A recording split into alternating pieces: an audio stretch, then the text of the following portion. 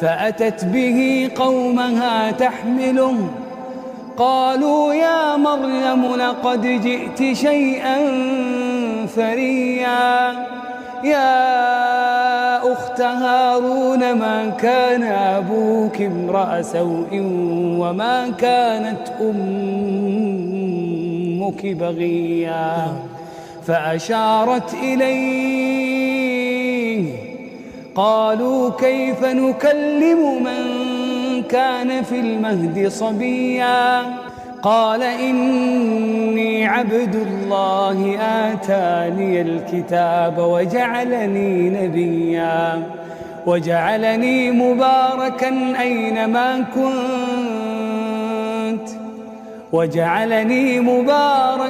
أينما كنت وأوصاني بالصلاة والزكاة ما دمت حيا